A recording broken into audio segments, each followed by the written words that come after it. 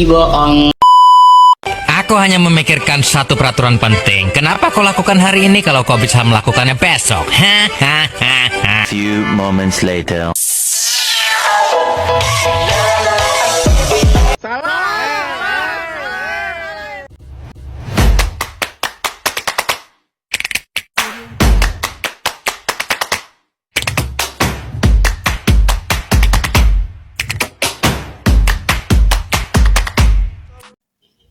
Assalamualaikum warahmatullahi wabarakatuh.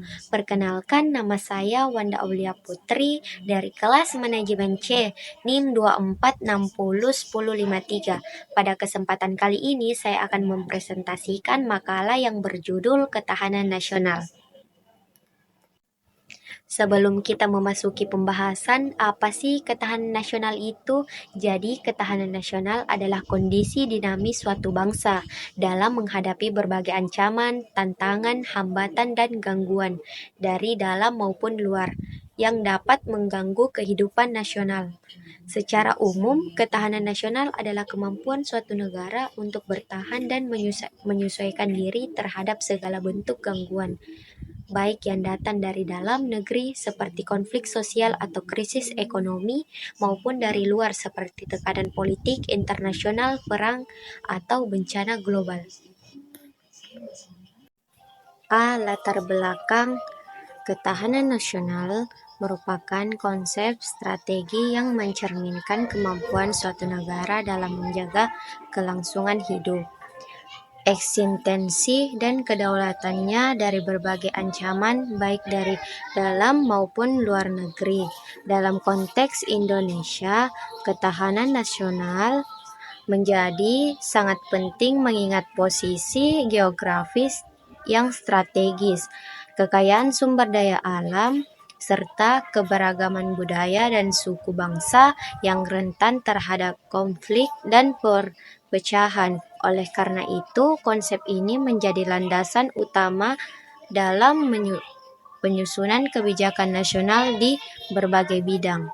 Di tengah dinamika global saat ini, Indonesia menghadapi berbagai tantangan, mulai dari ancaman militer dan ideologis hingga krisis ekonomi dan gangguan keamanan siber. Ketahanan nasional tidak hanya terbatas pada pertahanan militer, tetapi juga mencakup aspek ideologi, politik, ekonomi, sosial budaya, pertahanan, dan keamanan. Pengertian ketahanan nasional. Ketahanan nasional adalah kondisi dinamis suatu bangsa dalam menghadapi segala bentuk tantangan, ancaman, gangguan, dan hambatan yang datang dari dalam maupun luar, agar tetap mampu mempertahankan kelangsungan hidup negara, keutuhan wilayah, serta kedaulatan bangsa, dan mencapai tujuan nasional.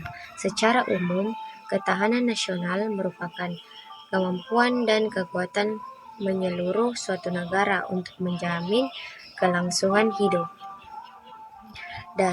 dan pertumbuhannya secara mandiri, berdaulat, adil, dan makmur. Ketahanan ini mencakup berbagai aspek kehidupan antara lain. Yang pertama, ideologi, kepercayaan atau dasar negara. Yang kedua, politik, stabilitas politik dan pemerintahan. Yang ketiga, ekonomi, kemampuan mandiri dalam pembangunan dan kesejahteraan sosial budaya, identitas dan nilai-nilai budaya bangsa. Yang keempat, pertahanan dan keamanan, kemampuan menjaga kedaulatan dan keutuhan wilayah. B. Sifat ketahanan nasional. Yang pertama, mandiri. Sifat pertama dari ketahanan nasional adalah mandiri, yang berarti bahwa bangsa Indonesia harus memiliki kemampuan untuk berdiri di atas kaki sendiri. Ketahanan nasional tidak bertanggung pada negara lain, baik dalam hal politik, ekonomi, teknologi, maupun pertahanan. Kemandirian ini menunjukkan bahwa suatu bangsa memiliki integritas dan kekuatan untuk menentukan arah kebijakan serta tindaknya sendiri. Dalam konteks globalisasi saat ini, sifat mandiri menjadi tantangan tersendiri. mengingat adanya ketergantungan ekonomi antar negara. Namun, bangsa yang tangguh harus mampu mengelola hubungan luar negeri tanpa kehilangan kedaulatan. Yang kedua, dinamis. Ketahanan nasional juga bersifat dinamis, artinya dapat berkembang dan menyesuaikan diri dengan perubahan lingkungan strategis, baik dari dalam negeri maupun luar negeri. Ancaman dan tantangan terhadap negara selalu berubah dari waktu ke waktu, seperti ancaman siber, terorisme, perubahan iklim, hingga ketimpangan ekonomi. Oleh karena itu, ketahanan nasional harus mampu beradaptasi dengan cepat dan tepat agar tidak tertinggal dalam menghadapi perkembangan zaman. Sifat dinamis ini juga mencerminkan bahwa ketahanan nasional bukanlah konsep yang statis, melainkan harus terus dievaluasi dan diperbaharui sesuai kebutuhan. Yang ketiga, wibawa. Sifat wibawa berarti bahwa ketahanan nasional harus mampu memberikan pengaruh dan rasa segan bagi pihak lain, baik di dalam negeri maupun luar negeri. Wibawa muncul dari kemampuan bangsa dalam menjaga stabilitas, penegak hukum, diplomasi yang kuat, serta keunggulan moral dan budaya. Ketika sebuah negara dihormati oleh bangsa lain, maka ancaman dan gangguan terhadap kedaulatan dapat diminimalisasi. Selain itu, wibawa juga mencerminkan kekuatan moral bangsa yang mampu memengaruhi pihak lain tanpa kekerasan. Yang keempat, konsultatif. Ketahanan nasional Indonesia bersifat konsultatif, yang berarti penyelesaian masalah dan pengambilan keputusan didasarkan pada prinsip musyawarah dan mufakat. Sifat ini selaras dengan nilai-nilai demokrasi Pancasila yang menjunjung tinggi kebersamaan dan ketertiban semua pihak dalam menentukan arah bangsa. Dalam menghadapi konflik atau perbedaan kepentingan, pendekatan konsultatif memungkinkan penyelesaian yang damai dan adil, sehingga memperkuat ketahanan sosial politik bangsa. Yang kelima, komprehensif dan internal. Salah satu sifat penting lainnya adalah komprehensif dan internal, yang menunjukkan bahwa ketahanan nasional mencakup seluruh aspek kehidupan bangsa secara menyeluruh dan terpadu. Tidak ada satu aspek pun yang berdiri sendiri, karena semua saling berhubungan, mulai dari ideologi, politik, ekonomi, sosial budaya, hingga pertahanan dan keamanan. Ketika satu aspek terganggu, maka aspek lainnya juga akan berdampak. Oleh karena itu, pembangunan ketahanan nasional harus dilakukan secara serentak dan seimbang antar sektor. Yang keenam, kekeluargaan dan gotong royong. Sifat terakhir adalah kekeluargaan dan gotong royong, yang merupakan ciri khas bangsa Indonesia. Ketahanan nasional harus dibangun dengan semangat kebersamaan, solidaritas, dan rasa saling membantu antar warga negara. Nilai-nilai ini tercermin dalam banyak aspek kehidupan sosial masyarakat Indonesia dan menjadi kekuatan tersendiri dalam menjaga persatuan dan keutuhan bangsa. Dalam menghadapi bencana, krisis ekonomi, atau pandemi, semangat gotong royong mampu memperkuat daya tahan masyarakat dan negara secara keseluruhan. Yang ketujuh, holistis dan terpadu. Ketahanan nasional bersifat holistis dan terpadu. Artinya, ketahanan nasional tidak dilihat secara parsial atau terpisah-pisah, melainkan sebagai suatu kesatuan utuh. Semua aspek kehidupan bangsa, ideologi, politik, ekonomi, sosial budaya, dan pertahanan keamanan harus dirancang dan dikelola dalam satu kesatuan strategi yang paling mendukung. Pendekatan ini menghindarkan konflik kebijakan antar sektor dan menciptakan sinergi nasional yang kuat. Dengan begitu, pembangunan bangsa dalam dilakukan secara harmonis dan berkelanjutan. Yang kedelapan, integratif dan responsif. Ketahanan nasional juga bersifat integratif dan responsif terhadap perubahan, baik dari dalam maupun luar negeri. Artinya, bangsa harus mampu membaca sinyal-sinyal perubahan global maupun regional dan segera menyelesaikan kebijakan serta langkah strategi untuk menjaga stabilitas nasional. Ketahanan yang responsif menunjukkan kewaspadaan dan kesiapsiagaan bangsa dalam menghadapi potensi krisis seperti konflik geopolitik, perang dagang, pandemi, atau fluktuasi harga global. Yang kesembilan, berbasis nilai dan moral bangsa. Ketahanan nasional Indonesia tidak hanya mengandalkan kekuatan fisik atau ekonomi, tetapi juga berakar pada nilai dan moral bangsa, terutama nilai-nilai Pancasila, nilai kejujuran, keadilan, kemanusiaan, dan persatuan menjadi fondasi moral yang membentuk ketangguhan bangsa. Tanpa dasar moral yang kuat, pembangunan ketahanan nasional akan rapuh dan mudah runtuh oleh pengaruh negatif dari luar, seperti korupsi, radikalisme. Yang ke-10, preventif dan proaktif. Ketahanan nasional bersifat preventif dan proaktif, yaitu mampu mencegah potensi gangguan sebelum terjadi dan secara aktif membangun sistem pertahanan serta kesiapan menghadapi berbagai tantangan.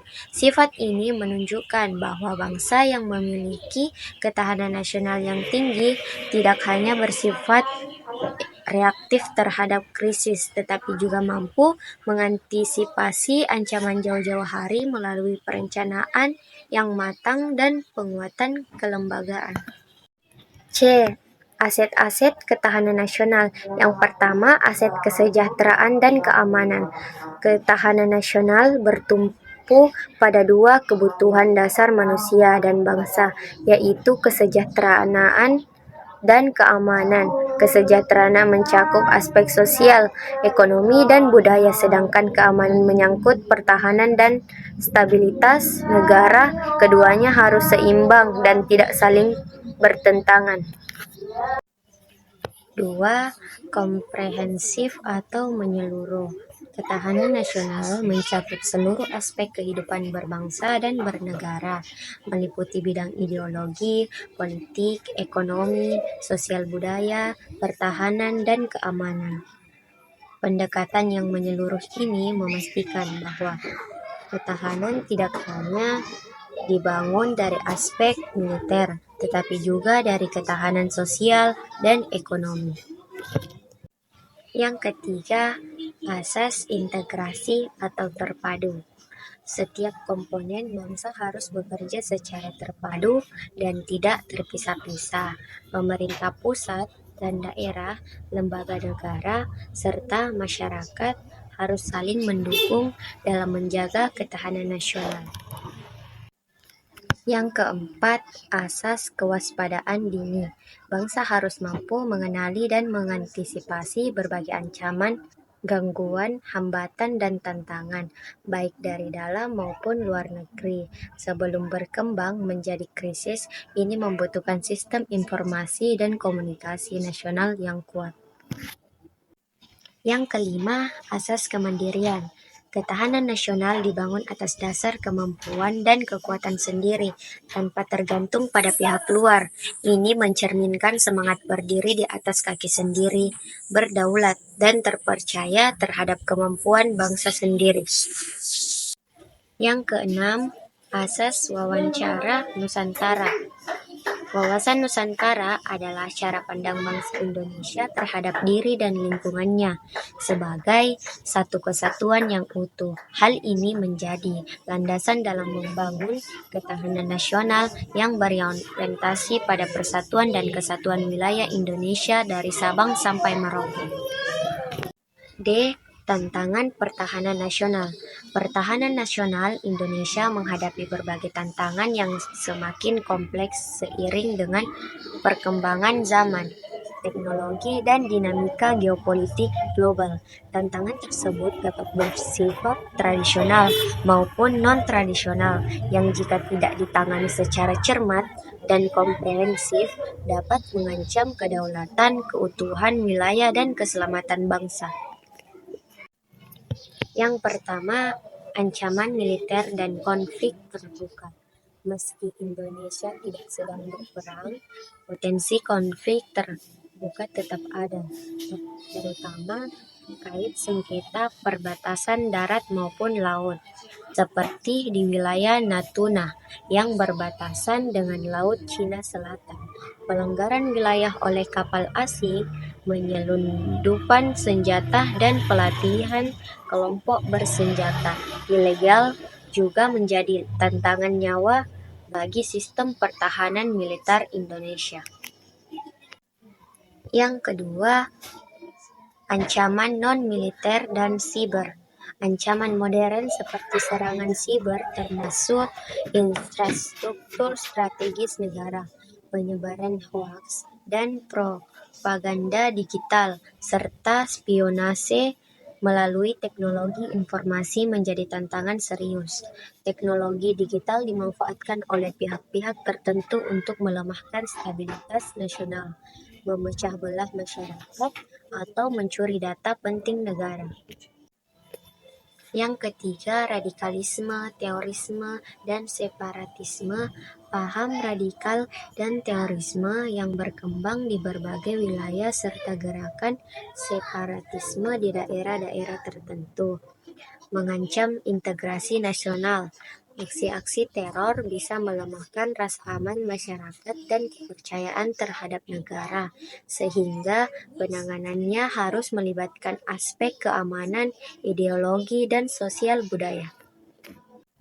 Yang keempat, ketergantungan teknologi dan alutsista asing. Keterbatasan industri tahanan dalam negeri membuat Indonesia masih tergantung pada alutsista, alat utama sistem persenjataan impor. Ini membuat pertahanan nasional rentan terhadap embargo atau gangguan pasokan dari negara lain. Kemandirian industri pertahanan masih menjadi tantangan besar. Yang kelima, kondisi geografis dan keragaman sosial budaya. Indonesia sebagai negara kepulauan memiliki tantangan tersendiri dalam menjangkau wilayah-wilayah terpencil untuk kepentingan pertahanan. Selain itu, keberagaman budaya, agama, dan suku bangsa juga bisa menjadi celah konflik jika tidak dikelola dengan baik. Urgensi ketahanan nasional dan bela negara. Ketahanan nasional merupakan suatu kondisi dinamis yang menunjukkan kemampuan bangsa dalam menjaga keutuhan, kedaulatan, dan kelangsungan hidupnya di tengah berbagai ancaman, baik dari dalam maupun luar negeri. Dalam konteks globalisasi dan perkembangan teknologi yang pesat, ancaman terdapat negara tidak hanya berbentuk agresi militer, tetapi juga mencakup ancaman ideologi, ekonomi, sosial budaya, hingga siber. Oleh karena itu, urgensi ketahanan nasional sangat penting untuk menjamin stabilitas negara secara menyeluruh dan menjaga integritas bangsa. Bela negara adalah salah satu bentuk partisipasi warga negara dalam menjaga ketahanan nasional. Sikap bela negara tidak hanya diwujudkan melalui pengabdian militer, tetapi juga melalui peran aktif di berbagai bidang seperti pendidikan, ekonomi, sosial, dan budaya. Dalam era modern, bela negara bisa diwujudkan dengan melawan penyebaran hoaks, meningkatkan produktivitas, menjaga toleransi, serta menjunjung tinggi nilai-nilai kebangsaan. Kesadaran bela negara merupakan kunci agar masyarakat tidak mudah terprovokasi dan tetap bersatu dalam menghadapi tantangan global. Pembinaan ketahanan nasional. Pembinaan ketahanan nasional merupakan proses sistematis yang dilakukan untuk memperkuat dan menjaga keutuhan serta kedaulatan negara melalui peningkatan kualitas seluruh aspek kehidupan berbangsa dan bernegara. Proses ini mencakup pembinaan di berbagai bidang seperti ideologi, politik, ekonomi, sosial budaya, serta pertahanan dan keamanan. Tujuannya adalah untuk membangun bangsa yang tangguh, mandiri, dan mampu menghadapi berbagai bentuk ancaman, gangguan, hambatan, dan tantangan dari dalam maupun luar negeri. G. Ketahanan nasional dan pembangunan nasional. Ketahanan nasional dan pembangunan nasional memiliki hubungan yang sangat erat dan saling memengaruhi. Ketahanan nasional yang kuat menciptakan stabilitas sosial dan politik yang menjadi prasyarat utama bagi terlaksananya pembangunan nasional.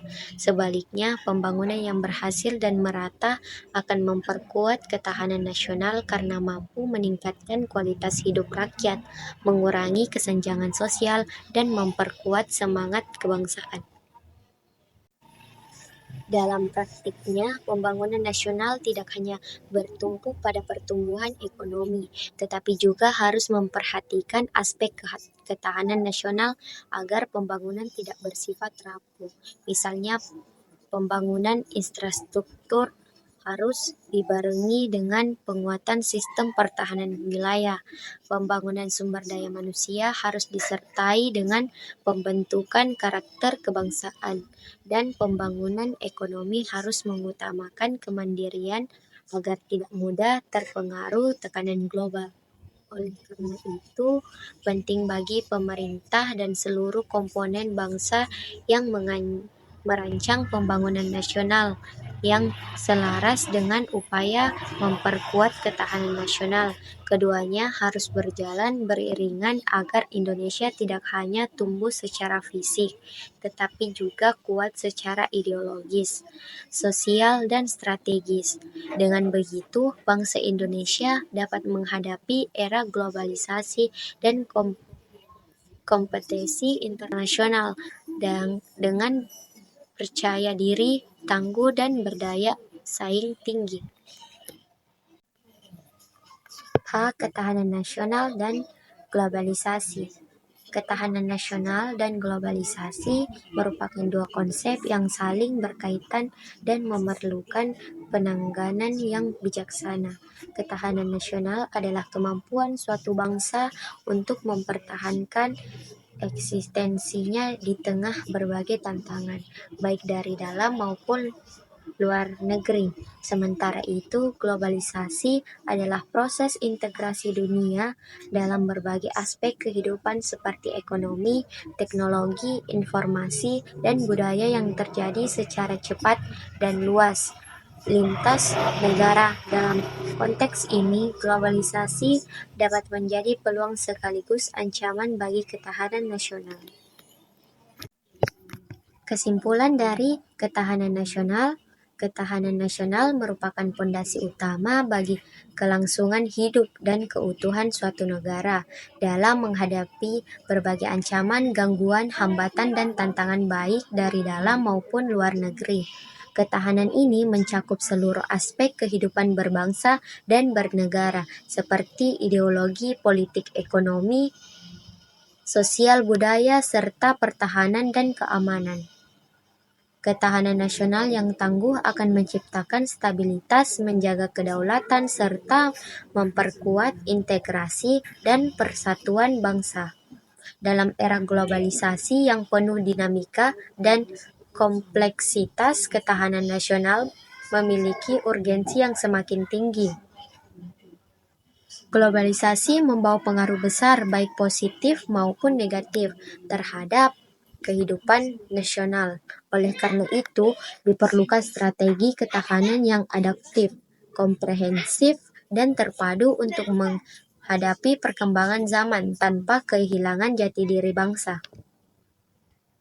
Dengan memperkuat ketahanan nasional melalui partisipasi seluruh elemen masyarakat, pembangunan yang merata, serta penanaman nilai-nilai kebangsaan, Indonesia akan mampu menjaga kedaulatan dan tetap berdiri kokoh sebagai bangsa yang mandiri, berdaya saing, dan bermartabat di tengah percaturan global.